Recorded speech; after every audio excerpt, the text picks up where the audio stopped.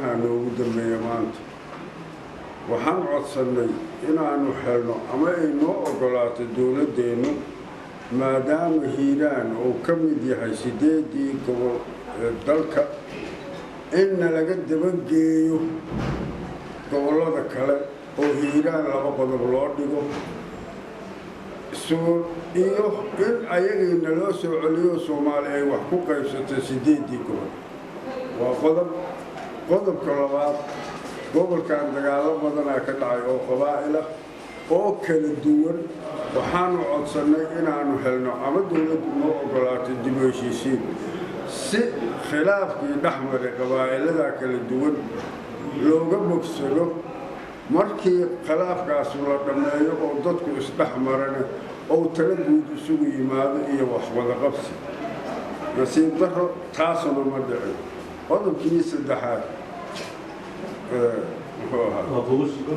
gogoshi in loo soo celiyo gobolka hiiraan ma dhicin taasuna 3 qodob oo madaxweynaha prime ministerka wasiirka arrimaha gudaha aanu ka codsannay hal xaboorna lagama hoos qaado waxaa kaloo jiro maalin dhaweyto waxaan idhi dadku waa xabad sugu maanta maxaa ka dhacay beledweynaba dad rayada oo dariiqyada iska taagan ama xaa dhici doona iyo xaa dhacay warkooduba yahay in xabad lagu afuufo 3 qofaa ku dhaawacantay ana sidoo waaskii ugu horreeyay uu sheegay waxaan qaabilnay ayaan hore sidaad ka warqabtiin ra'iisul wasaaraha dalka Soomaaliya mudane Umar Abdirashiid Ali Sharmaarke waxaan u sheegnay si fagaara ah oo aan loo kala maqnayn waxaan u sheegnay inaan 3 qodob baahideeda qodobka ugu horeeya gogosha in hiiraan la keeno waxa kaas ka ahamsanay waliba ahamiyada aan saaraynay reer hiiraan dhibaato badan iyo dagaalo badan ayaa ka dhaxlay qabaa'ilo badan oo hadda aan la tiri karin ayaa isdiray haddii aan wax soo qaato waxa kamid ah dir iyo xawaadna waa isdireen dir iyo makanana waa isdireen makana iyo jeerna waa isdireen jejeera iyo gaaljacelna waa isdireen inta kaleente yani hadda laga tagay laftooda dhowr iyo 20 sano dalkan dawladdaanta u ahay ayaa dhibaato dhaxlay xal rasmi ah laga magaalay waxaan marka haddii ogaasyada aan nahay aan ahamiyada saaraynay shacabkeena inaan heshiisiin dhaba u helno asaaska hoose aan ka soo bilowno ruuxa wax laga dilay iyo ruuxa wax tabanaya laftooda aan la hadalno markii dadka ay heshiiyaan waxa la isku darsado iyo waxa la isku darsamaayo markaas ay dawladda waa u sharaxnay runtii inaan annaga dawladdiidna aanan ahayn maamul diidna aanan ahayn maxaa yeelay dadka nidaam dawliga kama maahan tarjamada khaladka horta waxaan rabnaa inaan sii saxno hortoodana waa ka sheegnay adinka horteedana waa ka sheegnay waxaan u baahannahay nidaam rasmi ah maamul goboleed inaan samaysanaan u baahannahay waxaan diidanahay lama laakiin su'aasha meesha taagan waxay tahay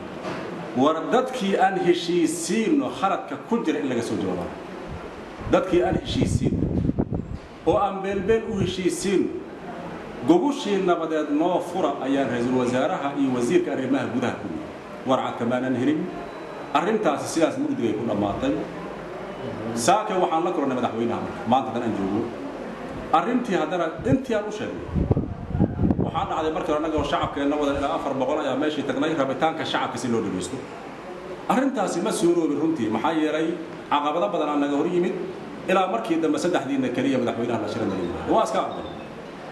haddana wixii aan madaxweynaha u sheegnay madaxdii dawladda u sheegnay madaxweynaha uu weeyahay ma noo hergelin mana nala ka yeerin mana nala ka aqbalin arrintaasi marka horta sidaas ay u dhacday waxaan rabaa marka 3 qodob waxay kala ahaayeen gogosha oo hiiraan la keeno dib u heshiisiin oo naloo furo hiiraan 8 gobol ayuu ka soo haray war naga dabageey ama noo soo celiyo intiiba jawaab qayaxan oo cad kama hayo annagoo sidaa ku soo baxnay waxaan naxdille marka oon aad iyo aad uga murugaysanahay waxaan la kulannay dad yacni ogaasyadoodii iyo dawladda maxaa ka soo bixi doona dhahaayo in xabad lala dhaco war annaga naga sugaya xabad lala dhaco aad iyo aad ayaan uga xunnahay runtii arrinta in meesha la gaarsiiyana waa ka xunnahay waxaan idin sheegaynaa marka gogol dib u heshiisiineed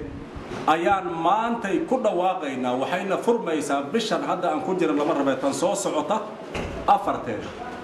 ayaynu saddexdeeda noo furmi doontaa abriil saddexdeeda bisha afraad oo abriil la yiraahdo saddexdeeda ayay furmaysaa dib u heshiisiintaas ayaan ku dhawaaqnay reer hiiraan meel waliba ay joogaan waxaan ka codsanaynaa dal iyo dibad qurba joogta inay arrintaasi si dhow ula socdaan ogaasyadii haddii annaga waxaan ku dhawaaqnay maanta cid noogu dhawaaqda haddii aan wayne waxaan ku dhawaaqnay bisha abriil oo soo socdo bisha afraad saddexdeeda dib u heshiisiin in hiiraan aan ka bilaabayno ummadana yacni inaan heshiisiino ilaahay mooyaane cid kale ma uga hebaysan insha allahu tacaala soo jeediyo qodobadaas dee wax noogu qabsoomay wax noo suuro galay midna ma jiraan dee dawladdiina waxay noqday dawlad oo shacabka rabitaankiisa ka soo horjeedo oo shacabka inay cabursan rabto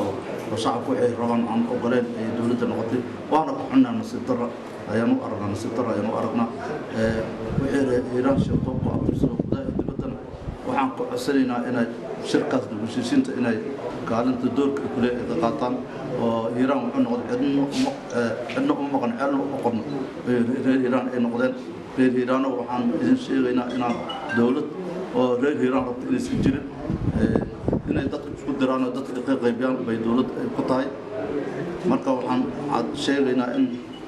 reer hiiraan inay isku tashtaan oo ayooda ay ka hadlaan oo ay rabitaankooda